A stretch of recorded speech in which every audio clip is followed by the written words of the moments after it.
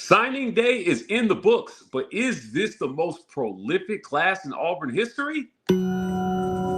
This is the Weekend Tailgate, brought to you by Golden's Cast Iron. C-Dub, Ike Jones, Be Will, Mike G.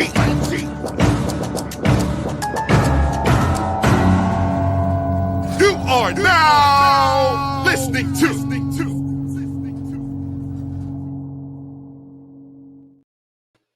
Midweek Rapport, brought to you by Golden's Cast Iron. Golden's Cast Iron. Visit golden'scastiron.com/WR. Use code Get Your Weight Up for 15% off your weights and code TWR for $65 off Kamado Grills and Fire Pits. We appreciate them for sponsoring the War Rapport. Guys, become a member. Hit that join button and become a member of the greatest green name community that exists for Auburn content. Look, signing day is in the books. We're going to talk about all the great things that happened for Hugh Freeze and his staff this signing day. We appreciate you guys for joining us on that one. You can also give the gift of the War Rapport by hitting that gifted membership button. We appreciate you guys for doing this. Help us grow our community by hitting that gifted membership button. I want to thank show sponsors Joy Mode. Visit tryjoymode.com and use code Rapport for 20% off plus free shipping. Look, Auburn hopes to celebrate a win tonight versus Duke at Cameron Indoor. If you want to celebrate afterwards, visit tryjoymode.com. Use code Rapport to get 20% off plus free shipping there. Also want to thank show sponsor Vintage 2298 Restaurant and Butcher Shop. Visit them at 2298 East University Drive in Auburn, Alabama. Look, if you're looking for a great fine dining experience, Vintage has you covered with some of the best food you'll ever eat. Again, visit them at 2298 East University Drive in Auburn, Alabama. Yep. Isaac, another signing day in the books. Auburn has finished it. It looks like they're going to finish maybe around in the top 7 here. There were not any big surprises on signing day as far as signings is concerned. I know a lot of fans were hoping for Naim Offord to end up an Auburn Tiger. Looks like he's an Oregon Duck. Right. Once he figures out that he hates the cold, I'm sure he'll be an Auburn Tiger. Bro, did you watch that signing day ceremony with him? I did not get a chance to watch it, but please tell me about it. It was the most ridiculous thing ever. They had it started at like, I don't know, 30 minutes past whatever hour it was, but it was an hour and 15 minutes long.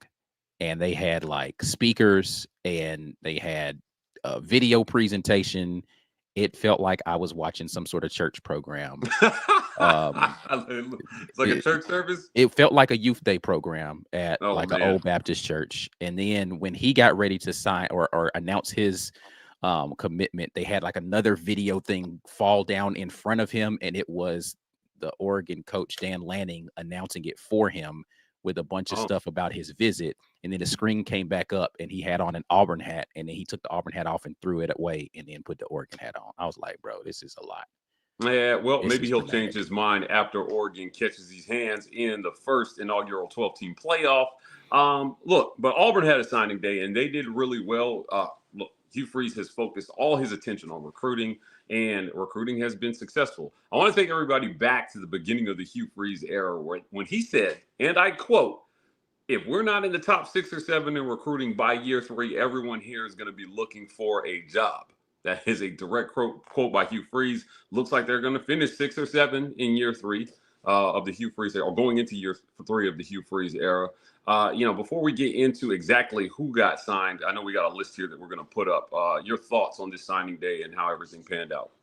I think overall it was successful. You had some people that you hoped to flip late in the process, like you mentioned, that did not pan out the way that they wanted to. But I think overall it's a successful day when you look at a team in Auburn that went 5-7 this year to finish in the top 10 in recruiting after a 6-6 regular season, 6-7 overall season year 1, 5-7 in year 2, and still have a top 10 recruiting class. That is an absolute, I'd almost call it miraculous level of recruiting and holding together a class with some really highly touted guys that were getting overtures from a lot of programs all over the country. For you to finish in the top 10 with that, I think hats off and kudos to this staff for finding ways to build the kind of relationships that lasted beyond whatever that product was on the field that we saw last year. Yeah, the talent continues to build on the Plains, and if one thing is for sure, if they don't achieve their goals, I don't think it's going to be because they did not have talent. I think there's going to be plenty of talent. The crown jewel of this class was Deuce Knight. Yeah. Feels like it was Deuce Knight. Do you concur on Deuce? I mean, listen. A 5-star quarterback is always going to be the most highly touted person in any class. He's not my favorite player from this class, but he absolutely is an essential portion to the class, just like Walker White was last year, right? Like Cam Coleman, I think, will end up being the crown jewel, as you can say, from last year's class. But Walker White was the guy that pulled that class together, and Deuce Knight. Though he wasn't the first one to sign like Walker White and was out there doing all the active recruiting, he's absolutely the one that people were the most worried about as a 5-star guy potentially flipping at the last minute. And he didn't mess around with it. He wasn't like some of these other guys where I'm gonna go out there with a bunch of different hats and let me leave you all on the edge of your seat. He came to the ceremony in an Auburn jacket.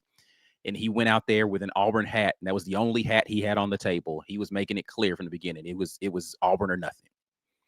Yeah, it was Auburn or nothing. I think a lot of sad Ole Miss fans out there that were really hoping for a last-minute flip from Deuce Knight.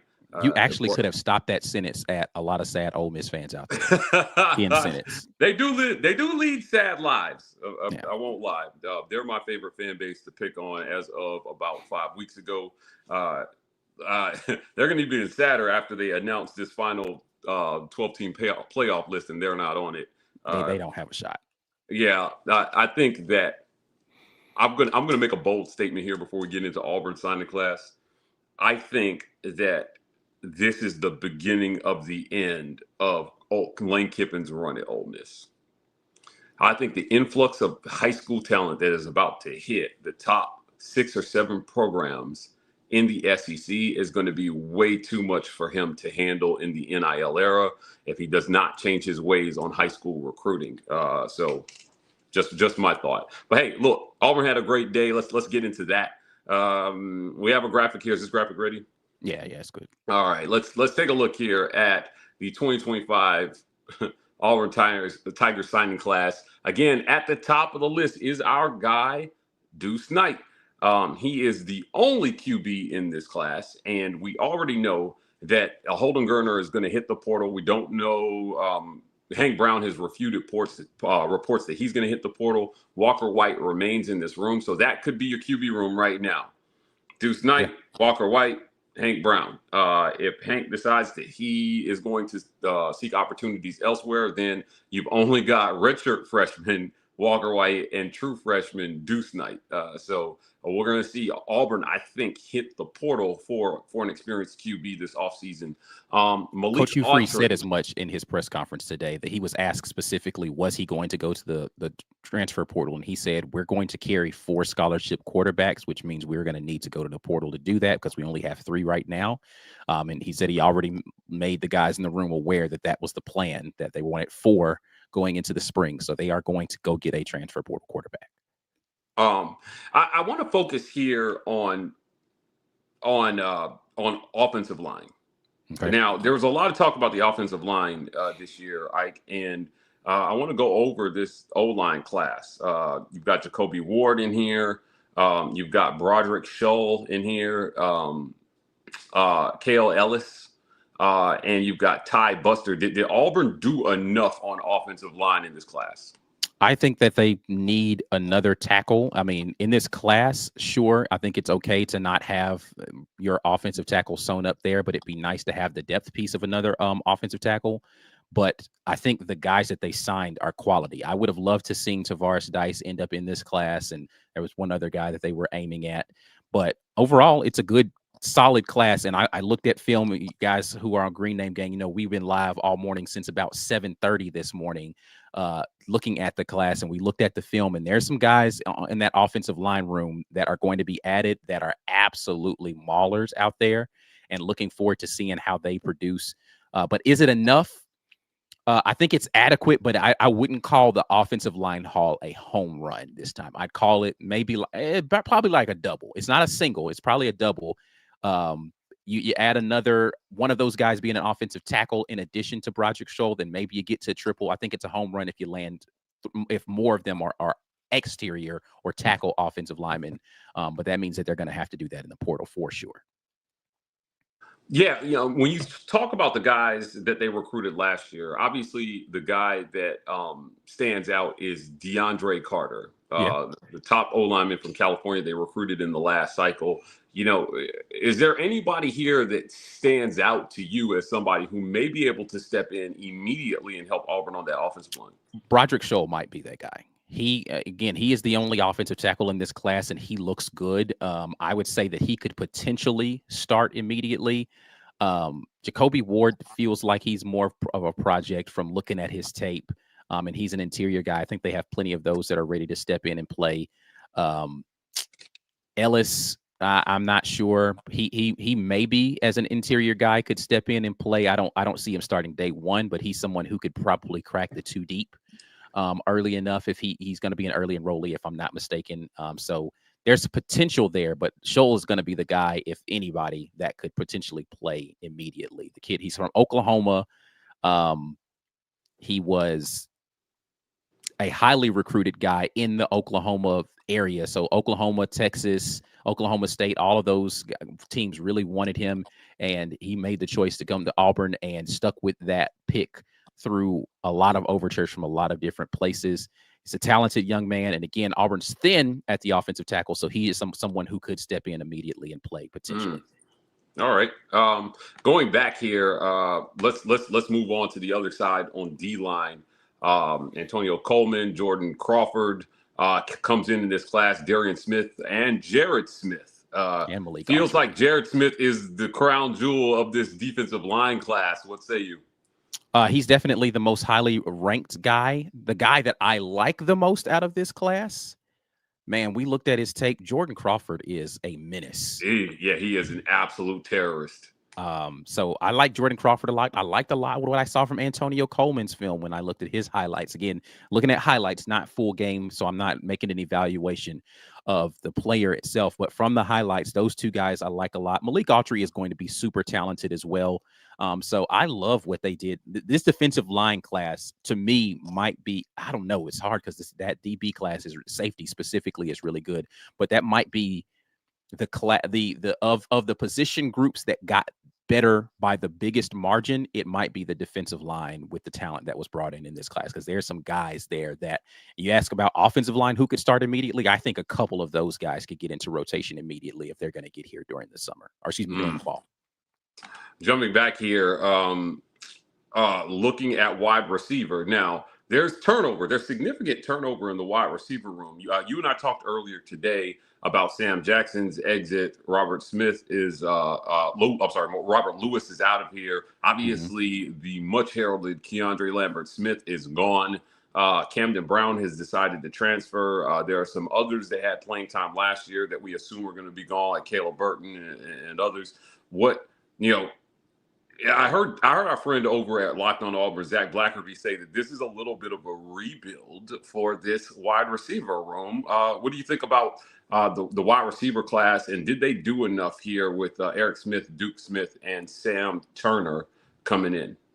I think they did enough because of what they did last year. And so I don't know that they needed a lot of guys. If they're adding 3 additional guys to the 4 that they had, that gets you at 7, and you're really only going to rotate 8 and need to, potentially have 2 or 3 additional because of injury. So I think you're in a good place with that room, and it leaves you some room to go out there and convince some transfers that there are snaps available for you, particularly if you want to take the same kind of cautionary thing that they did with the slot this year, which is have an experienced guy come in and be available in case one of your dynamic freshmen or sophomores don't seem to make the progression that they need to early, because this offense needs to come out clicking early next year, in my opinion, to keep this momentum going. So I think they did just enough with some guys that are super talented. Sam Turner, super talented. Smith, super talented. Both of the Smiths are talented guys.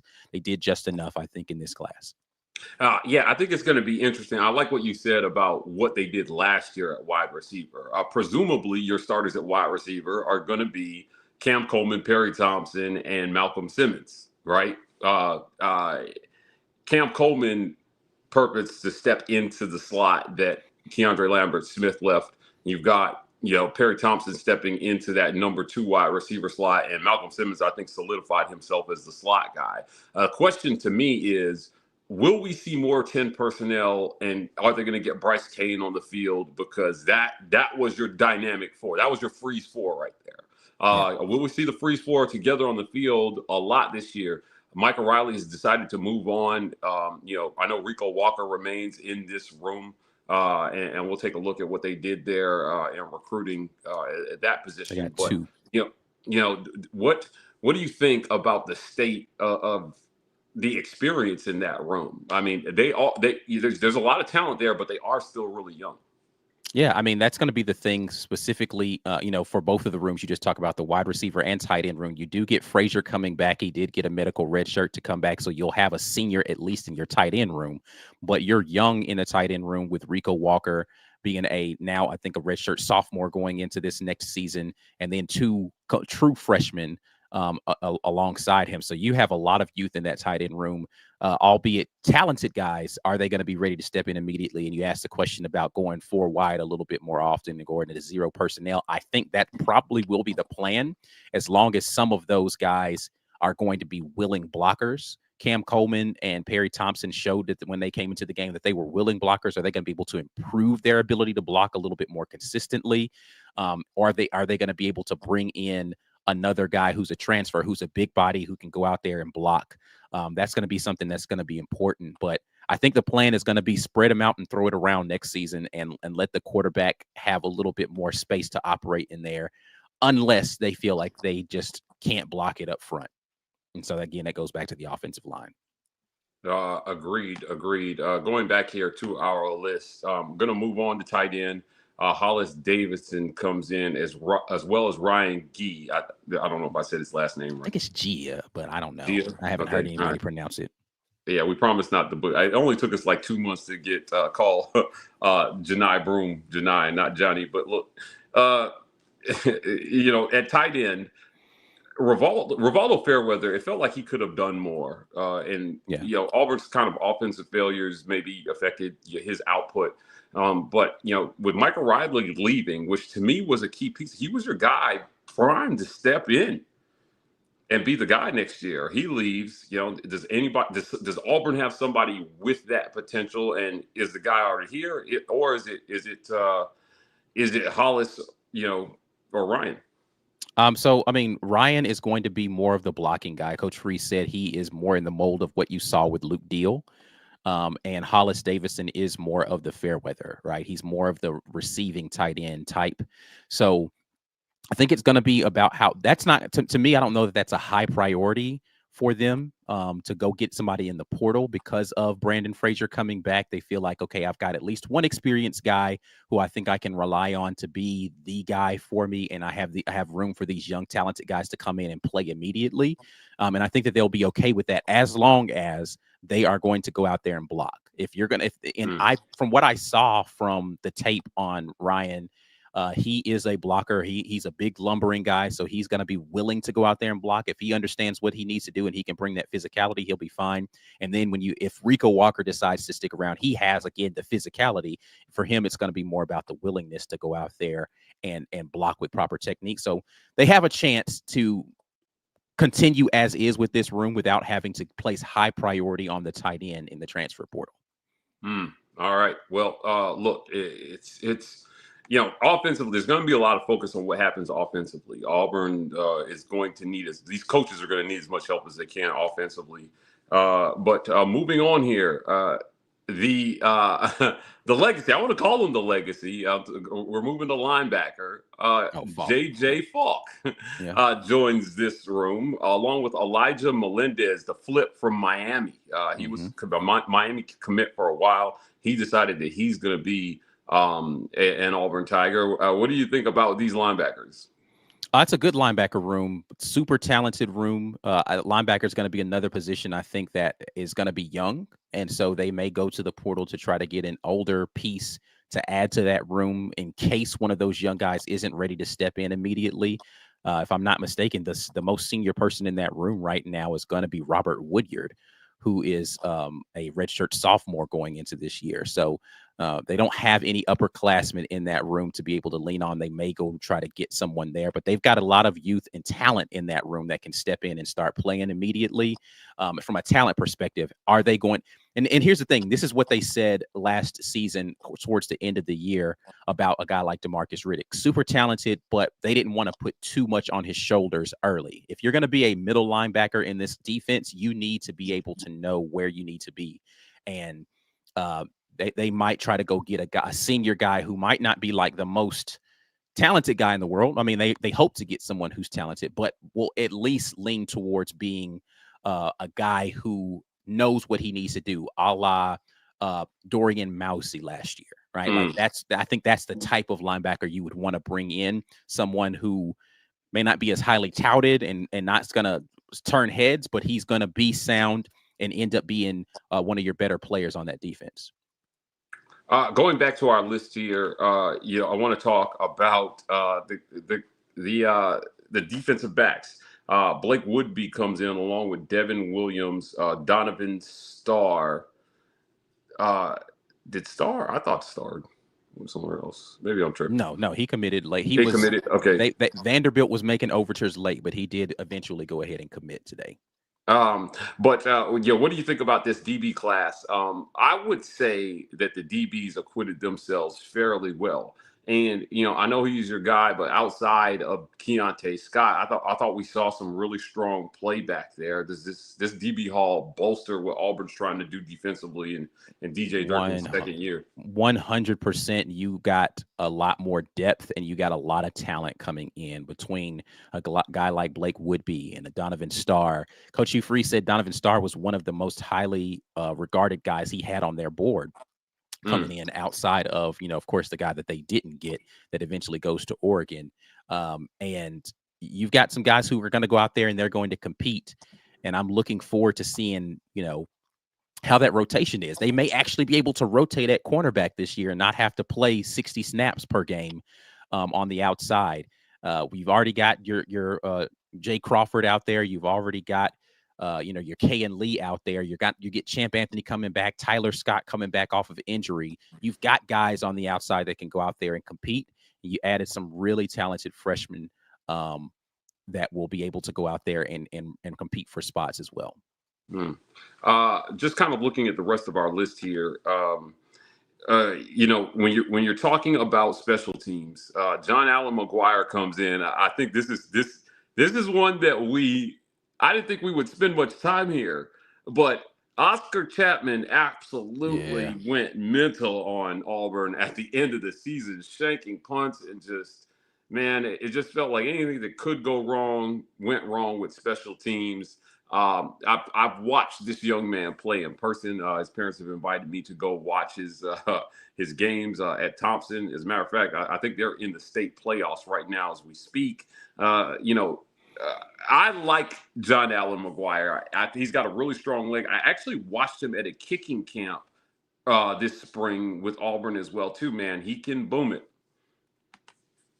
Yeah, I mean, listen, special teams is something that Auburn needs to continue to be good at, right? Like it's just, especially if you're going to have an offense that struggles in the red zone, right? Or you're going to have an offense that sputters, after you cross the 50, having a punter who can pin teams deep, or if you're going to have trouble getting out of your own end, having a punter who can flip the field, important. Like those couple of shanks that were detrimental to field position, and luckily in that Texas A&M game didn't cost them the game. But there's a lot of work that needs to be done to make sure that Auburn can have because the kicker now has moved up the priority list for Auburn as far as like what are we going to do with our place kicker going into this next year. So good to have a punter who's got a big leg, and hopefully he pans out for Auburn coming into this season. Yeah, gonna finish out the rest of this here. Anquan Fagans comes in at safety. Again, another highly touted kid. Eric Winters also committed. Now we talked about DVs, but in that safety spot, what do you think about these kids? Yeah, man, both of those guys are ballers. Coach Hugh Freeze says he thinks he has the best safety haul in the country with those two guys, in Eric Winters and Antoine Fagans. So I am looking forward to seeing those two, and the tape backs it up. Like, both of those guys can absolutely play football. They're electric athletes out there, ball hawk type of guys, speed, intelligence out there on the field. If they come in and they are serviceable, I don't know that, the safety room is already pretty loaded. So I don't know if they're going to be able to come in and play immediately, but they are definitely going to come and push somebody for their job. There's one name left on this list, and it's Alvin Henderson. Yeah. Auburn had one running back in this class, Isaac. Alvin Henderson comes into a room that sees Jarquez Hunter leave a much decorated career. We've had reports that Jeremiah Cobb might be looking elsewhere. If Cobb believes Alvin Henderson looks to be the backup running back, maybe to Damari Alston. I spoke with Damari, man. It doesn't sound like he's going anywhere. So he's going to be here. I think it makes a lot of sense for him to stay. I think he's a clear number 2 at this point. But what do you think about Alvin Henderson? He set records for touchdowns in state this year. This young man's been running wild all fall. Yeah, I mean, he's definitely a different style back than what you're going to get from Damari. Damari is more between the tackles and Henderson. He's more of a shifty change of pace back in terms of those two. But they might make a good 1-2 punch out there if Jeremiah Cobb does decide to go elsewhere. And Auburn's definitely going to need to go to the transfer portal for the running back room. But Henderson's a guy who brings some excitement, some home run ability to your running back room. And if he picks up the small things like pass protection, and I didn't see a lot in his highlights of him catching the ball out of the backfield, but if he shows the ability to do those sorts of things, he's going to push for playing time early as well. So I'm looking forward to seeing how, and I know he's coming in motivated, because he's a guy who I think, coming out of Elba, a lot of people think, well, maybe his game doesn't translate despite all of the historic numbers he puts up in the state. But just because he's playing at such a low level of football, maybe people think, okay, he's not ready, and he's going to look to try to prove some people wrong. So I'm looking forward to seeing how what turns up with Alvin Henderson. That's it for the 2025 Auburn Tigers recruiting class. They're not done. The portal opens on the 9th. So Hugh Freeze and co. are going to try to bolster this roster through the portal to see what guys that can pair off with these young men. Some of them will be ready to play. Some of them will need some development. But we're gonna have all eyes on that all spring with early signing day. Now, in a later show, we're going to go over with our listeners which guys are going to be early enrollees and we'll actually get a chance to see during the spring. But before we get to the break here, I just want to tell everybody, hey, share this video using @TheWar Rapport on social media, #GetYourWeight Up, so people know how to find us. Please hit like and subscribe. It helps us in the algorithm quite a bit. You can find us on social media @TheWar Rapport on X and Instagram, TW Report on TikTok. Let's have a quick word from our sponsors, and then we're going to get to some of you guys' comments. This edition of the War Rapport is brought to you by our generous sponsors.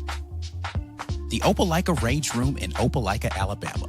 The Rage Room is a place where anger and stress find their ultimate release. Call or text 334-777-6688 to set up a session today, or check them out online at opelikaRageRoom.com. Golden's Cast Iron. Whether you work out, grill out, or chill out, you deserve the best life possible, and Golden's Cast Iron is here to provide the tools to help you do it. Check them out at goldenscastiron.com.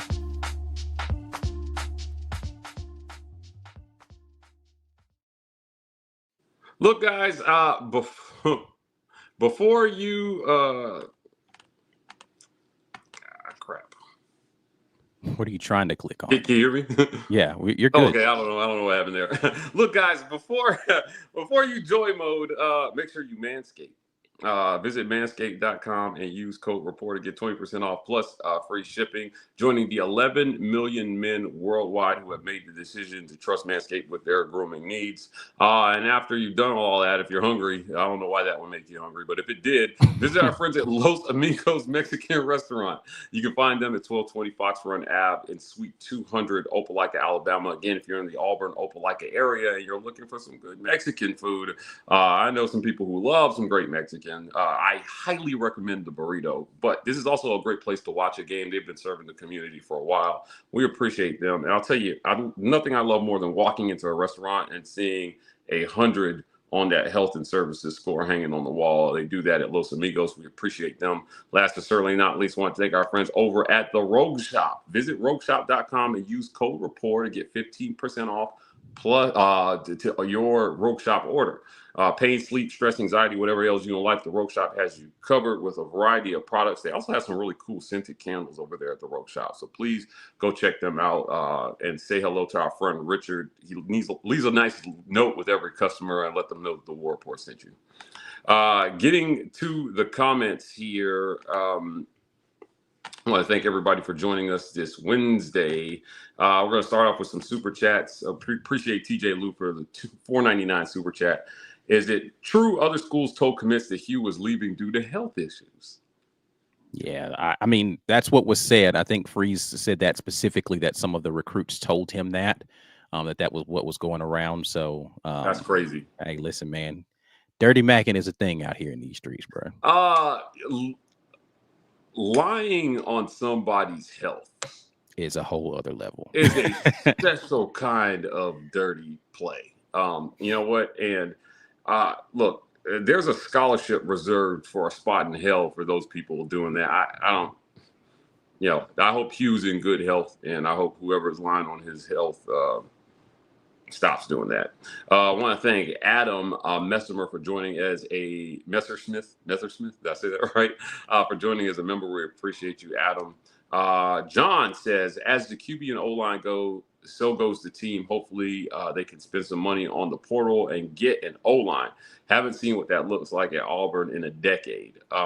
You know, I was talking to somebody about this the other day. Back in 2010, it felt like that O-line was the best blocking this O-line I'd ever seen. But under Gus, whenever they got a QB back there, the O-line seemed great. I don't think the O-line was the worst it's ever been this year. I'm not saying they were fantastic, but you know, how if you had to grade this O-line out, you know, what would you say? How desperate was Auburn for O-line improvement this offseason? I mean, the tackle play wasn't very good. It wasn't very good from a run blocking or pass blocking standpoint, and so that needed work. And injuries played a part in that, you know, but it just wasn't very good. If I'm grading it, I'm going to give it a C. Like, it was average. It wasn't terrible, but it wasn't great either. So, but yeah, the tackle play, not very good. Like, that's the nicest way I can say it. Yeah.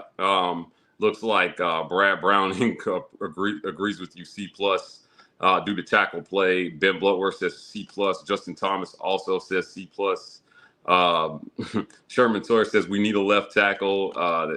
Justin says B without Percy. Lots of thoughts there on tackle play, certainly. Moving on here, TJ Lou says, have y'all seen Bama's recruit signing graphics? I did, and they were terrible. Were they bad? Yeah, we're talking about here, they had to be bad. Yeah, they looked like maybe an 80s video game. It looked like a bad 80s video. But yeah, I don't know what I think they were going for, like this Picasso weird abstract art look. But yeah, I have to go find this now. Yeah, I was not a fan. I was not a fan of what they were going for. Hold on, I'll text you a screenshot that someone sent to me. Because, all right, yeah. I will wait on that. While you're doing that, BVK says need to start Perry Thompson opposite of Cam moving forward. Yeah, I'm not sure there's much of a choice here unless Perry Thompson just falls off the face of the planet. Lots of commitments were made. You know, all reports that came to us said he was a little frustrated with maybe lack of playing time this year. However, the guys in front of him, to me, were clearly better if he was going to play out at the outside. I don't think that he should have started in front of Keandre Lambert-Smith or maybe even taking significant time there. And Cam Coleman is Cam Coleman. But, this is the game. Getting kids to be patient, to wait their turn. This year should be Perry Thompson's time. Yeah, I agree that Perry Thompson should see more of the field this season. Unless, they find another Keandre Lambert-Smith out there in the portal, like he is going to be the guy. And I don't know how earnestly they're going to go look for someone because they want to be able to play Perry Thompson his heavy minutes. So it's going to be interesting to see how that goes for Perry and what his development is in the system, because it's really at this point going to be up to Perry how much he plays. Is he going to be ready to come in and take those kind of snaps and be the kind of productivity that you got from Keandre Lambert-Smith? You must be looking at those graphics. Yeah. What are they doing? Yeah, I don't understand. Yeah, that's special. Okay. Moving on here. Brett Brown says it's officially basketball season now. The football season can finally kick rocks now that Auburn is locked up another top 10 class. No excuse. I see what you did there. No excuses anymore. Look, I agree that year 3 is put up or shut up, certainly. And by put up, I mean 8 wins. Yeah. Got 8. Find 8 wins worth of talent. Find an 8-win quarterback. Get to 8 wins any way you can in year 3. And if you're going to keep bringing in top 10 classes, that will extend your leash at Auburn. So it's going to be interesting to see where Hugh Freeze decides to go from here. But you got to start on the field, and you've got to focus on on-field play calling and game planning. That's where they need to improve, certainly. Lots of good feels. The basketball game is coming on here in about 35 minutes. So we're going to let you guys go in time to see that one. John comes back here, says Freeze is going to be fighting for the potato for who seat is hotter next year. I said when they hired him, he got 3 years to get it right. And if by year 3, we're still only winning 5 or 6 games, he's gone. I don't think there's a hot take there. I think that's absolutely true. If you're winning 5 or 6 games by year 3 with the historic talent haul that we're seeing, something is not working. So Hugh Freeze definitely under a lot more pressure, I think, in year 3 than he had anticipated. Jonathan Hubbard comes back and says, Mike G, do you foresee any offensive staff changes? This might be in response to my tweet about the difference between 5-7 and 8-4 being coaching. It seems like a lot of people took that as I was anticipating staff changes. I wouldn't be surprised at staff changes, but I don't know that we're going to see some, if any, staff changes on offense. I think that special teams needs to be looked at. Certainly, there are a lot of people who feel like Tanner Burns, not his fault that Alex McPherson got hurt, but I think it's more than that on special teams. I think it's more than just about not having Alex McPherson out there to kick field goals. Do you have any thoughts on special teams? I mean, I don't think Tanner Burns right now is in any danger. I understand why people want to see him out of here. But yeah, how much of is it his fault that McPherson got hurt? And you try to go to the guy who you have out there and he's missing field goals, and it got the yips all of a sudden. And how much is it his fault that your senior punter starts shanking stuff? Now, not telling guys, hey, just stop bringing it out of the daggone end zone if we're going to keep blocking in the back or holding on freaking kickoffs. That's a coaching mistake, or not coaching guys up on how to stop getting those penalties. That's a coaching mistake, but I don't know if it is we're ready to fire our coordinator offense level. But again, I don't get paid to make those decisions, and it will be interesting to see how Coach Hugh Freeze handles that. He seems to be okay with where he is right now. Yeah. They've got to improve. Just another one of those places where they have to improve and improve quickly. Missed kicks certainly cost Auburn some opportunities in games this year. So hopefully, I'm praying for the health of Alex McPherson, by the way.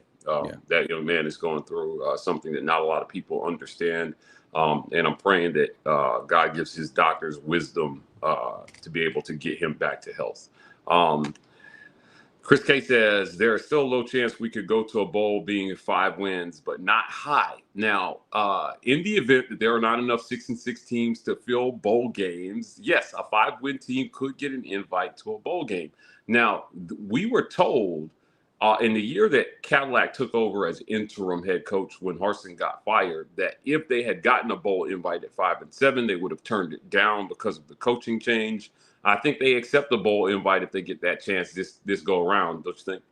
Yeah, I mean, I think that they want to get all of these young guys an opportunity to get some of those bowl practices and see what they have going into next year with some of the guys that are on the team. I don't think a guy like Peyton Thorne makes the trip to the bowl game.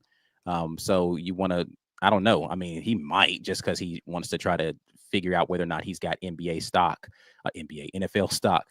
I'm watching this basketball game and my brain just went basketball all of a sudden. But yeah, I think it's going to be important for a very young team to get more opportunities to practice and get the experience of playing against someone that's not their own guys out there in practice. So I think they probably would take it this time. But I don't know. Coach Hugh Freeze said he's tired, man. He want to take a vacation. Go see his family. So maybe he's like, man, F this bowl, bro. We good. Yeah, no, get back to work, brother. Right now as it stands, right now as it stands, Auburn is number 6 in the recruiting rankings. And we'll see where that lands. Justin Thompson says 5-8 would be a crazy record. It would be awful to see. I'm not going. Yeah, 3 wins below 500 would absolutely be nuts. It would be crazy. Look, but in close, I want to close talking about where this team ranks right now. Auburn, according to 247, I like their rankings better than everybody else's, so I stick with them. Auburn has the 6th rated class nationally. That's behind Ohio State at 5, Oregon at 4, Georgia at 3, Alabama at 2, and Texas at 1. That gives Auburn the 4th best recruiting class in the SEC. Only in the SEC can you have the 6th best class in the country, but only be 4th best in your conference. Yeah. Isaac, what do you think? Is this good enough? 25 total commits. Did they do the job? I think this is a very solid class. Listen, again, considering the season that you have to be like, this is amazing. But yeah, this is a solid job getting into the top 10, just outside of the top 5. It'd been nice to get them all the way into the top 5 with one more 5-star recruit. But this is a very solid pickup this year. You did stuff in position groups that you needed to be able to do that. The only place, again, that I feel like they maybe could have done better would have been the offensive tackle, but you've got an opportunity because it's such a developmental position. Going to the portal might not be the worst thing in the world for that anyway. So, hopefully they'll be able to continue to grow there. But yeah, I would give this a solid B+, maybe even an A as far as grading this class. Some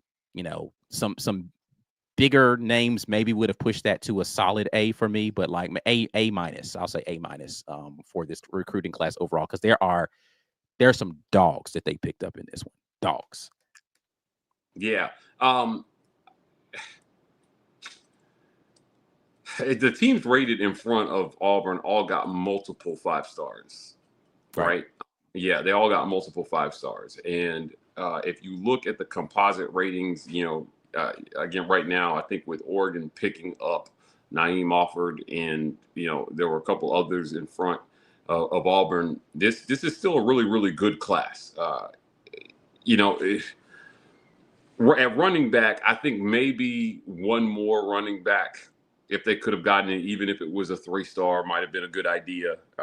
So Alvin Henderson being the only running back in this class, maybe just a tiny bit concerning where that leaves that running back room, and because you don't have a lot of depth or experience there, in my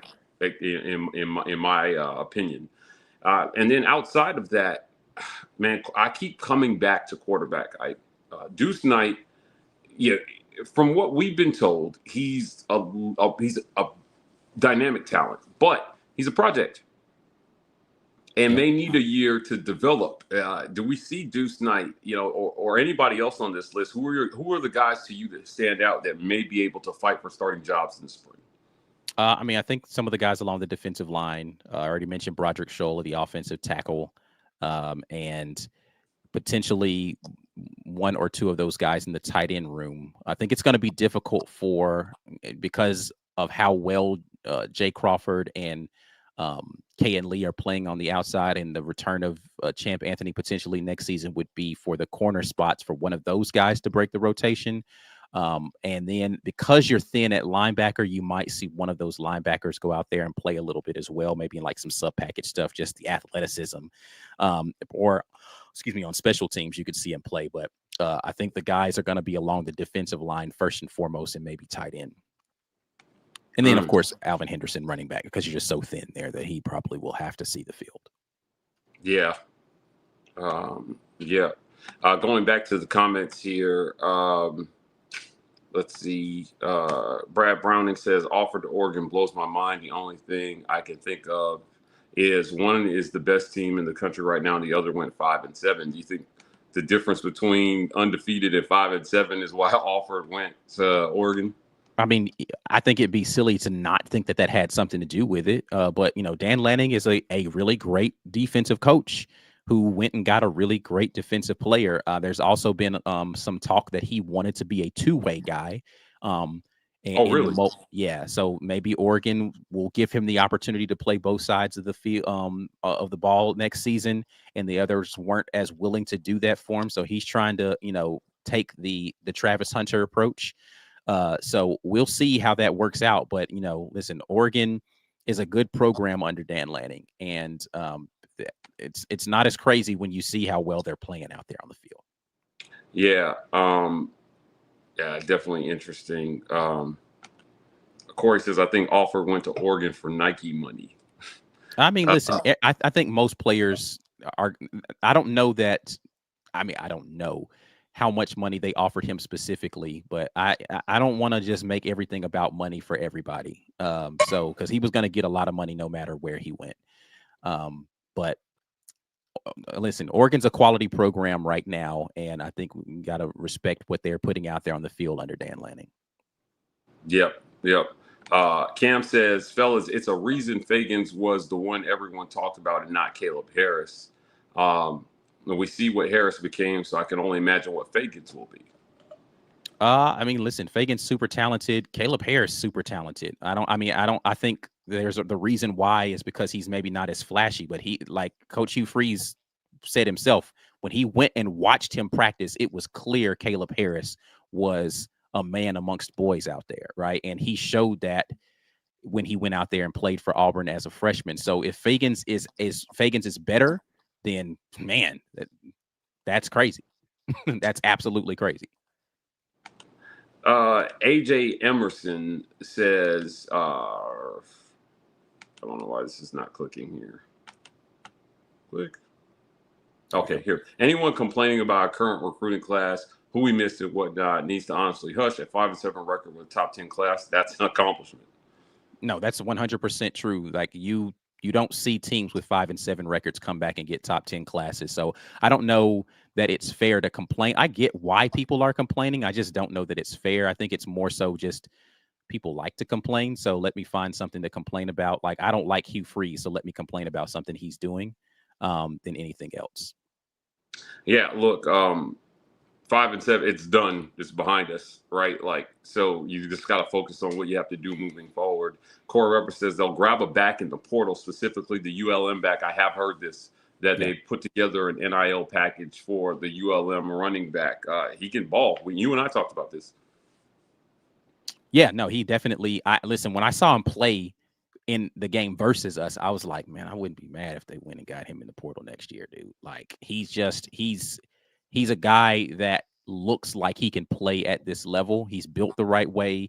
He breaks tackles. He's got good speed in the open field.